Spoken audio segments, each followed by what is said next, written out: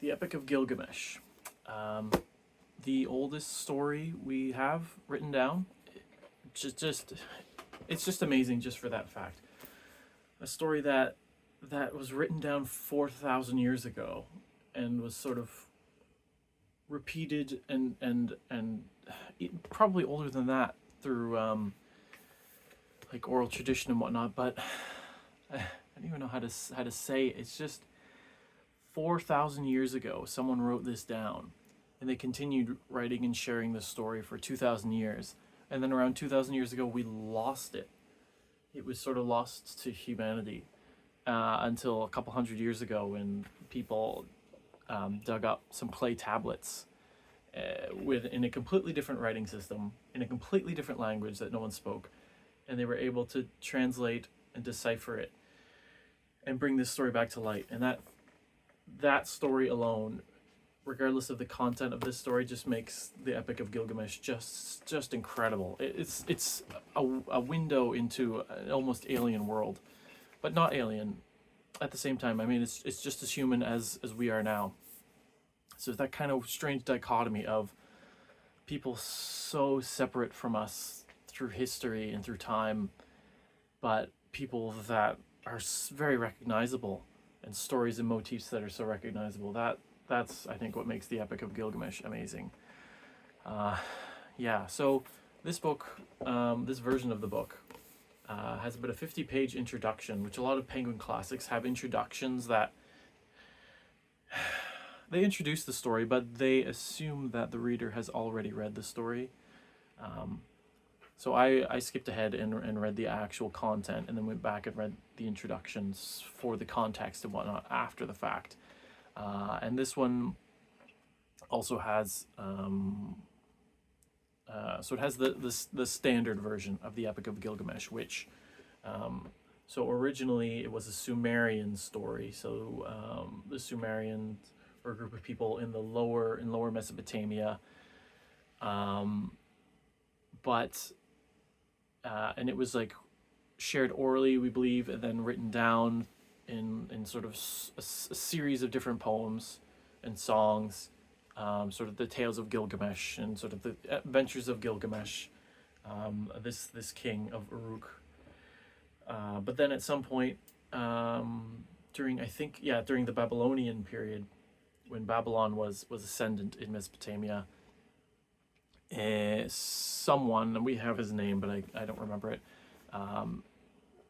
collated all of these stories and sort of and did a really good job, well, as far as I can tell, of connecting these stories and making one big standard epic out of them. So we had all these poems about Gilgamesh doing certain things. Now we have this sort of standard epic of all of those things meshed together to create a contiguous story of Gilgamesh. And that was written in Akkadian, not Akkadian, not French Akkadian, Akkadian as in speakers of the language of Akkad, which was in northern Mesopotamia and came to ascendancy later than the Sumerians. So I think Sargon of Akkad, sort of the first big guy. Anyways, Akkadian was a different language. It was an Eastern Semitic language, but it's interesting that while sort of Babylon was ascendant and Akkadian was the main language being spoken, Sumerian was still sort of seen as the scholarly language, kind of like, not quite the same, but kind of like Latin in the late medieval era, where we have these sort of vulgar, not vulgar, but vulgar in the other meaning. We have these national languages, but people would still study Latin as sort of the scholarly language. I say late, maybe early modern era Latin, where it's not spoken anymore, but you're still taught it in schools, sort of thing.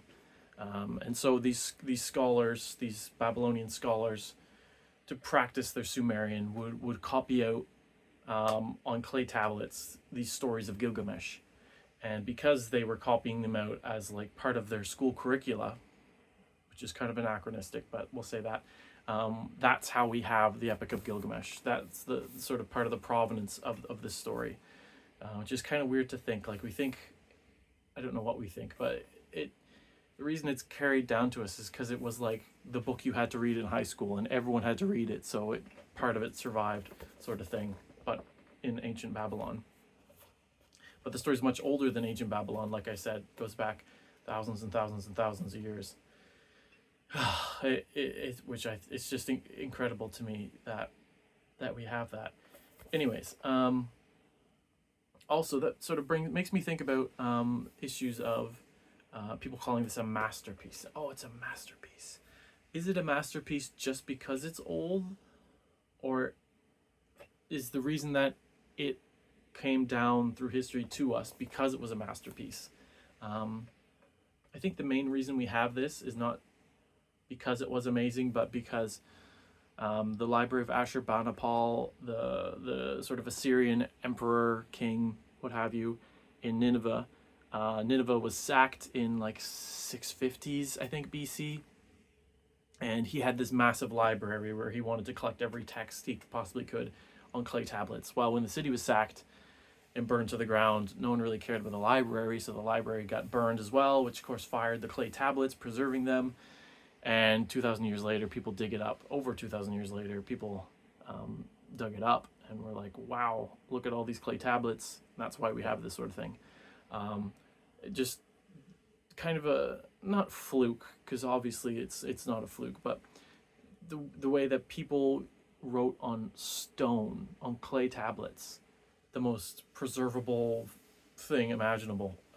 Because if they did that, we still have their writing. Like, how many East Asian or even South American or Central American writing could potentially go back further than this, but we just don't have it because it was written on perishable materials. Anyways, I'm all over the place. Yeah, masterpiece. So I don't take offense to, but I always think when someone says something that is very old is a masterpiece by virtue of it being old.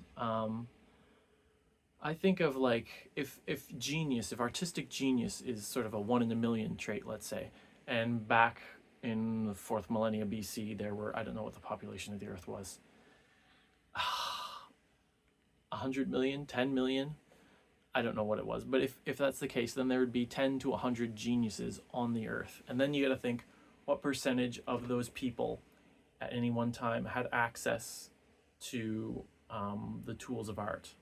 So paints, sculpture, literacy and literature, and the ability to have the time to take away from fighting for your survival and fighting for the ability to feed yourself, to actually engage in art. So back then it would have been a very low percentage. Only the very wealthiest of the wealthy, the sort of the upper classes, would have had access to that. So by virtue of a super low population and a super low percentage of that population being able to exercise art, I think it's extremely rare that we would have any masterpieces, any creations of genius from the past. Now, the other thing is we add the time element to that. So if we have a very small percentage of our population and a very small population, but we have thousands of years, then over those thousands of years, works of genius will crop up. Compare that to the modern day when we have 8 billion people, and if it's the 1 in a million is a genius, then we have 8,000 geniuses on the earth right now, and probably half of them at least have access to the ability to sort of create art, because of the sort of the how much wealthier we are now. We're not sort of, for the most part, that's why I said half. Anyways, this is a bit of a tangent.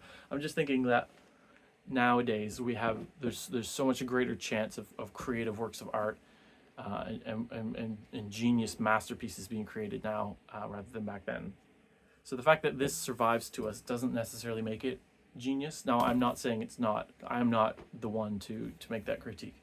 Anyways, I just, every time someone's like, oh, it's a masterpiece, like, I think it's just really cool that it's super, super old. And a lot of the themes we can connect to and see sort of today.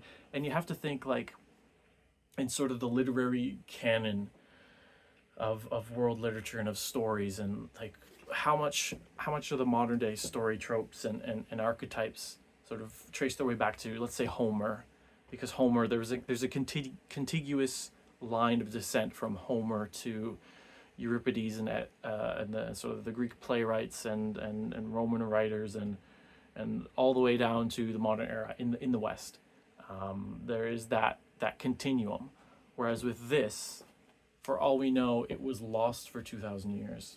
But then you have to think, did it sort of, because it was still being written during sort of when Greece was sort of coming to the forefront culturally. Was there a connection between sort of the Mesopotamian ancients, storytellers, and those of Greece? Did the Bronze Age collapse? No. Anyways, I'm getting off track. I'm just going to tell the story, go over the actual story of Gilgamesh now. So like I said, so this one has this sort of the standard Babylonian epic, but it also in the second chapter goes over the Sumerian translations that we have. So the original Akkadian, later put together Babylonian epic we have, but we also have fragments of the Sumerian poems that made up this Babylonian epic. And it's really neat to see sort of the similarities and also the differences between those. But what was I going to say as well? It's also neat how they are fragmentary, but the author or editor of this, or translator, whatever, is very optimistic.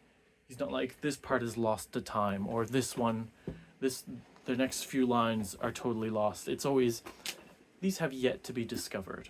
We have yet to translate this part, because he's so much like, yeah, there's so much tablets out there. A lot of them haven't been translated. A lot of them are just sitting in museums. A lot of them are still buried, but we'll find them at some point, and we'll wrap this story up, and we'll get the sort of full picture. But for now, it's fragmentary, and we're missing parts.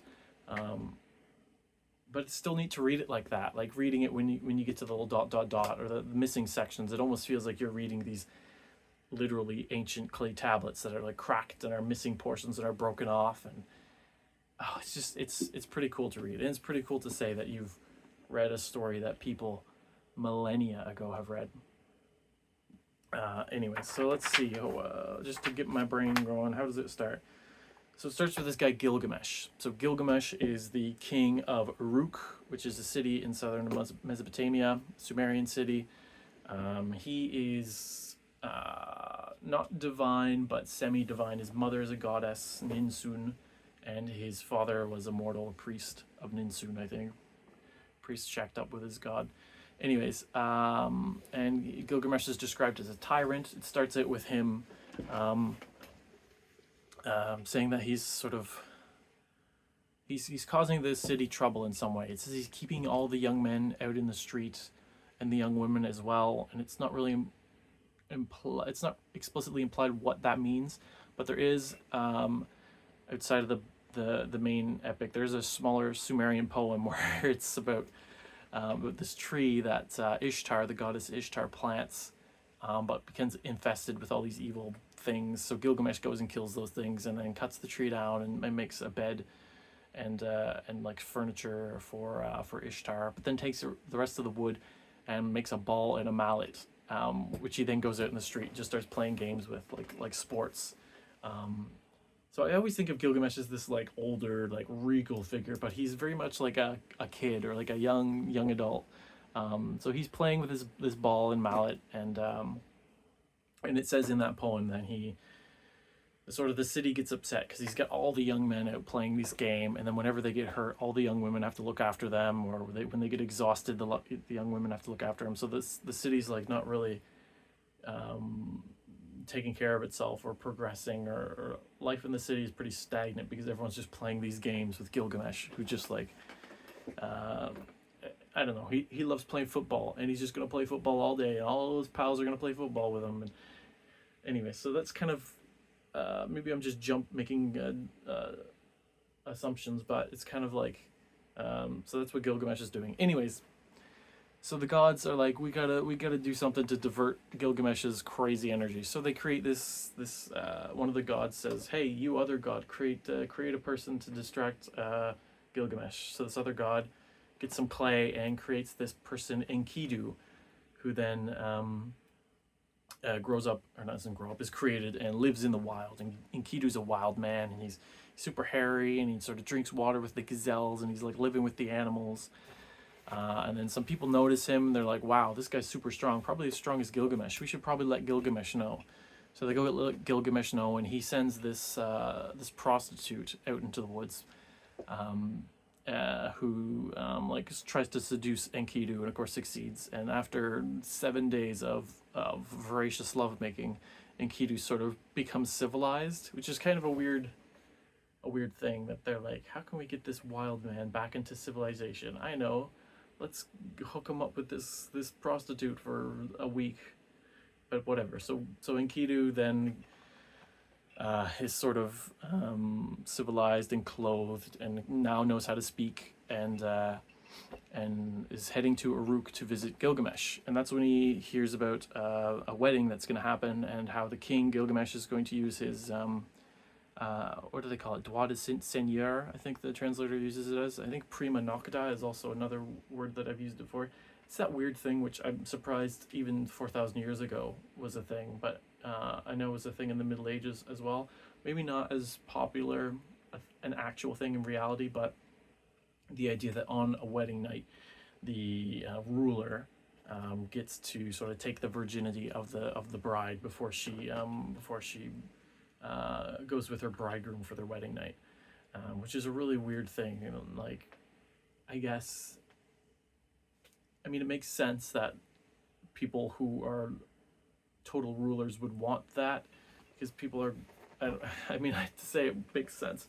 Anyways, so Gilgamesh is going to do this, and Enkidu's like, so even 4,000 years ago when this was a thing, Enkidu's like, this is horrible, why is this happening? I'm gonna go stop this. So he rushes into Uruk, finds Gilgamesh, and they start fighting, like wrestling and fighting it out. And Gilgamesh wins the fight. So Enkidu's like, okay, I get it. I submit to your authority. I know that you're the stronger person. Cool. And then they're like best friends from then on. So in the main Babylonian epic, Gilgamesh and Enkidu are friends. But in all of the other Sumerian poems, Enkidu is referred to as Gilgamesh's companion and friend and advisor and counselor, but also his servant. He is referred to as Gilgamesh's servant multiple times. So that makes me think that if this is based on a historical figure, which that's a whole other conversation, that Enkidu would have been like an advisor, so someone below Gilgamesh, but still they became really close friends, which you can still be friends with people. Like if he's the ultimate king, then I'm sure he could still be friends with his advisors, or make his friends his advisors. But are these historical figures? Who knows? A lot of times I think when I read older stuff and myth and legend, I think, oh, it must be based in some sort of historical fact that got twisted and embellished and became these sort of fantastical stories. But I think that does a disservice to writers in the past. I tend to think that, writers in the past, they weren't as advanced as we are scientifically and technologically, so that therefore they also aren't as advanced as us intellectually, culturally, and artistically, which of course is not true at all. Biologically, people 4,000 years ago are identical to people today. So these stories from 4,000 years ago could have just been created off the top of people's heads, like all these other stories were. Like Malazan is not based off of a historical figure. So why do I think Gilgamesh is? I don't know. Other than the fact that Uruk was an actual city and that sort of thing.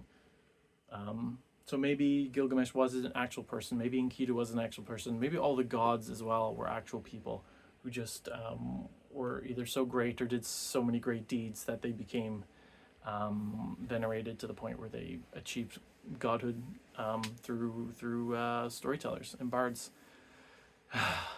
The gods in this story are funny because they're not the Olympian gods way up outside of humanity who come and mess with humanity. They seem like just regular people. Like one of them runs a tavern in the middle of nowhere. They just seem like regular people, but they're called divine. which means they're immortal. I think is the only distinction between the gods and goddesses and everyone else. Anyways, so they're best friends now. Then we have the journey to the cedars. So they decide to go to this cedar forest, which I thought Lebanon, but I think they were heading east, which east from Uruk is not to Lebanon, that's west. But apparently there's this big cedar forest that's guarded by this monster, Hubaba. Is it Hubaba or Humbaba? Humbaba, which I think is also Huwawa or Humwawa in the Sumerian one. But anyways, Humbaba. And so in the Sumerian poem, they go and trick and deceive Humwawa into sort of losing its protection. It has these 7 auras that protect it, and they sort of deceive and offer gifts and stuff to Humwawa in order to get it to sort of let its guard down, and then they attack and kill it. But in the Babylonian epic, they just fight it, and when they subdue it, Humbaba calls to Gilgamesh, like, don't kill me, I'll be your servant, I'll help you out, you want any of the cedars, I'll help you get the cedar, I can protect the forest for you and give you all the wood you need. But Enkidu warns him, like, no, don't actually trust him, we gotta just kill him. And then in the end they do kill Humbaba, cut its head off, make a raft of cedars, and cut a whole bunch of lumber down to make a big door for a temple in Uruk, and go back to the city. And before this, Enkidu gets adopted by Ninsun, by Gilgamesh's mother, which I think points to the author in the book talks about, or the translator talks about how this points to the fact that people, orphans, were adopted by temples and priests in this time. Cool, I guess. So Enkidu and Gilgamesh are like literal brothers. So they travel, they kill. Anyways, they get back to Uruk.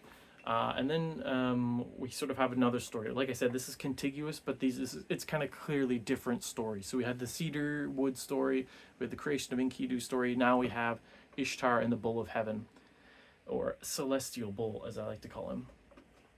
So they're back in Uruk. So Ishtar, this goddess, which I love the name Ishtar, so cool. It's Ishtar in Akkadian, it's Inanna in Sumerian.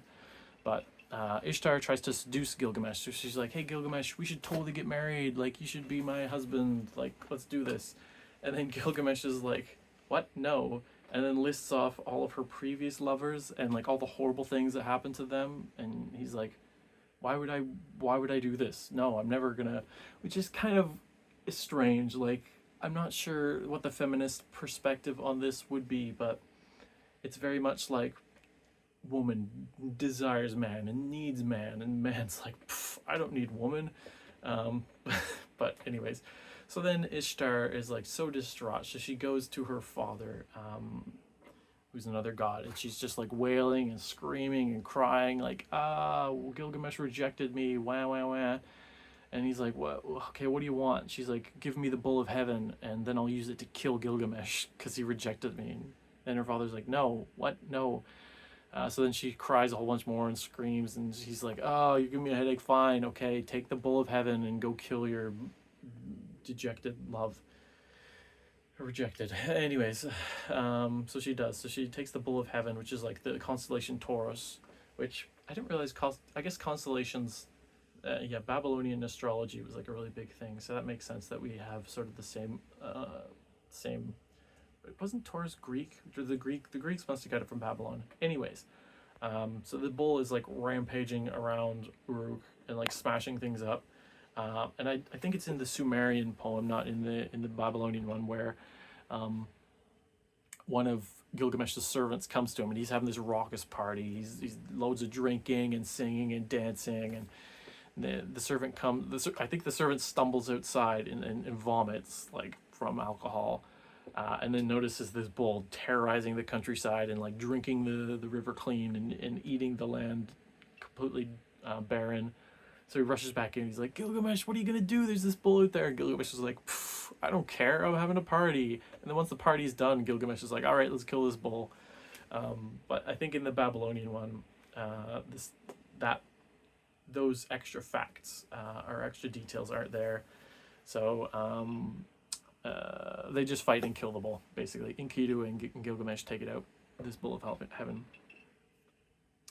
So then later on, and I'm not sure if there a reason for this is the killing of Humbaba or the killing of the bull of heaven, but Enkidu has this dream that the gods are basically sending him his death and that he's going to die. And he wakes up super distraught. He tells Gilgamesh, and then he sort of falls sick and spends like a week or so in bed till he eventually dies.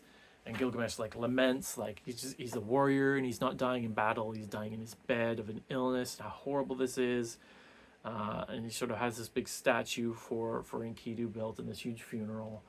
And he says like Gilgamesh doesn't leave the body of Enkidu until it starts to rot. So he's really struggling with the death of Enkidu. This sort of sets Gilgamesh off on his next journey, which I kind of felt strange. Like, he thought like, oh, his best friend died. He'd be so distraught. Like, how can he get his best friend back? He's going to travel to the underworld to meet his best friend again. But no, not narcissistically, because it's totally understandable that seeing someone in sort of the peak of their life, as someone almost as strong as you, succumb to sort of illness and death, you'll reflect on your own mortality, which is exactly what he does. But it did come across to me as, I think it was just me, but it came across as not, oh no, my best friend's dead, but oh no, I'm going to die too. Like, I don't know. Anyways, so Gilgamesh then sort of travels the wilds in search of immortality. And now going back to the Sumerian poems, there is a Sumerian poem where after Enkidu dies, Gilgamesh approaches various gods to try and ask for their help. One of them does help and sort of creates a crack in the earth where Enkidu's soul comes up from the netherworld, and he has a chat with Gilgamesh and sort of tells him about the underworld and about how, based on how people have lived in life or had died, what sort of their status was in the netherworld, and how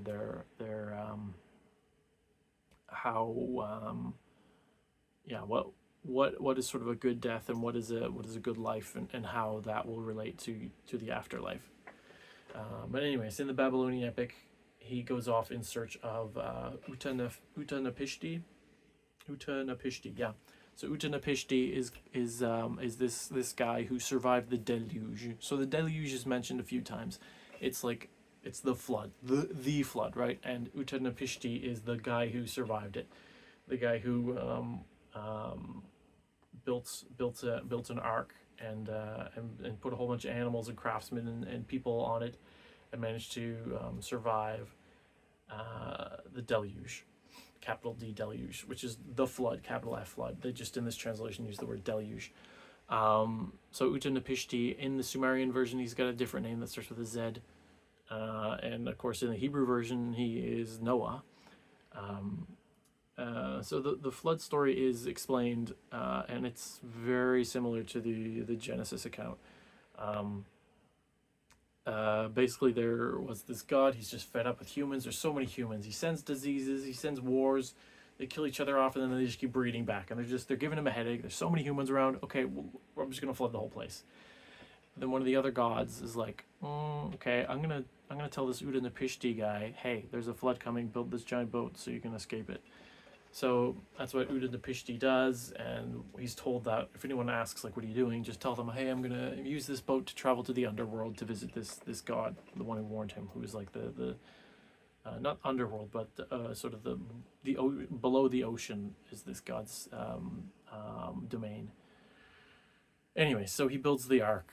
The deluge comes, wipes everyone out except for the people on the ark. The ark then lands on a mountain when the waters start to recede. He sends out some doves, or I can't remember specifically what birds, but he sends out some birds, I think it's sparrows. They come back.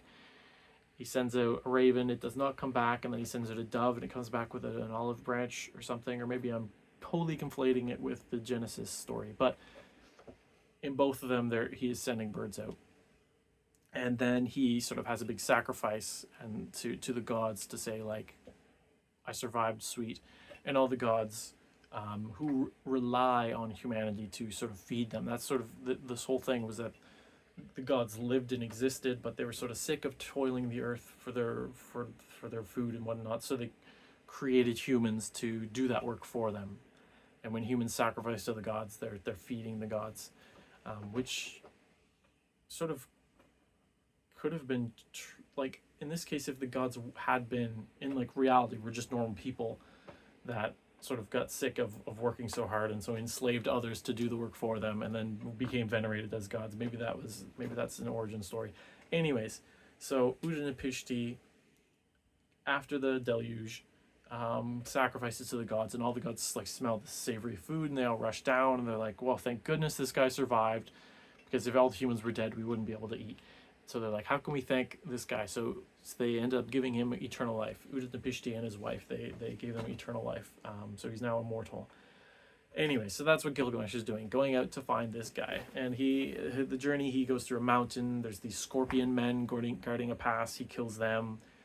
He enters this garden that's full of these gemstones and this tree that's like a crystal tree with glowing jewels on it. Anyways, he encounters the goddess who owns the tavern, and she like locks her door because she's like, who's this rough looking guy? Because he's been wandering the wilds for a while. He's pretty rough looking. And he's like, what the heck? I'm just trying to find Udinapishti. So she's like, oh, you got to go across this like dangerous sea that's like impassable, but the ferryman's down there. So he goes down to the ferryman, who has these like stone men who help him move his boat. But because he's Gilgamesh, he just kills and destroys all the stone men. And then the boatman's like, what the heck? Why did you do that? Now we need to figure out a way to sail over ourselves, and told him to cut all these rods and use them as like punting sticks. Is that the right word? I don't know. Anyways, him and the ferryman get across to the other place where Uttanapishti is. And he finds Uttanapishti and he's like, dude, I need to be immortal. And Uttanapishti then tells him the story of the deluge and how he got his immortality. And he's like, that's the only reason I got it. I can't just give it to you. And Gilgamesh is like, no, I'm so depressed. So Uttanapishti's like, well, I'll tell you what. If you can defeat sleep, that's the younger brother of death, then we'll see what you can do. And of course, so Gilgamesh tries to stay awake, and then of course falls asleep. You can't overcome sleep. And it's like, well, if you can't even overcome sleep, how are you going to overcome death? And Gilgamesh is like, what? No, this sucks. Okay, I guess I'll go back. And then Udinapishti's wife is like, come on, you got to give him something. He came all the way here. So they show him this place where he dives deep down and he gets this plant, which I think is like a piece of coral. And they're like, this will sort of rejuvenate you, and it will make you young again and sort of refresh your body. And it's not quite immortality, but maybe it is kind of a type of immortality. So he's like, great, okay, well, it wasn't totally worthless. So he gets with the ferryman. He's like, we're heading back to Uruk. All right, I got the plant. But on the way back, he like stops to have like a bath, and this snake comes. And interesting how snakes are always the bad guys in these stories. And takes the plant, steals it away from him. And then so Gilgamesh is like, wait, where's my plant? Oh no, a snake took it. And he's like, this whole project has been in vain. Me leaving this whole city just kind of was pointless. So he gets back to Uruk, and he sort of tells the ferryman, so look at the walls, look at the people. This is my legacy. I'm not going to live forever. This is all I have, sort of thing. Which is almost word for word the very start of the story, where it talks about these walls that were built by Gilgamesh in the glorious city of Uruk, which is all interesting to me because it's always referred to as Uruk the sheepfold, as in like this city. To me, it says this city started out as sort of just a place to keep sheep. Like they built a fence around where they hold a bunch of sheep, and then over time it got built up and became this city. But it started out as just a place to hold sheep. And there's so many other things, like so many agricultural references, like wealth is seen as owning cows and goats and mules, and so what they value are these all these just agriculture things, which is it's just amazing to me. Like, it's not wealth is gold and gems and whatnot. It's oh, you have lots of sheep and lots of wheat and lumber, and I don't know. to me, that's what shows that this is such a different world. Anyway, so that went on longer than I thought it was, but that's the Epic of Gilgamesh, and like I said, it's there's a lot more to it. There's a lot of sort of morals to each of these stories, and it was pretty easy to read. It's been a while since I read poetry, like long form poetry, epic poetry, but I didn't find it difficult at all. Again, just the connection to sort of the oldest of humanity's stories. Like I'd love to find out. No, that's not actually the oldest. There are older ones from different cultures, and I'd love to read them as well. But it's just a fascinating period. Like we think of Rome and Greece as like so long ago and so ancient, and the fact that we still have their writing is incredible. But like this story would have been as old to the Romans as Rome is to us. Like it's just incredible, the time scale. Anyway, so that's the Epic of Gilgamesh.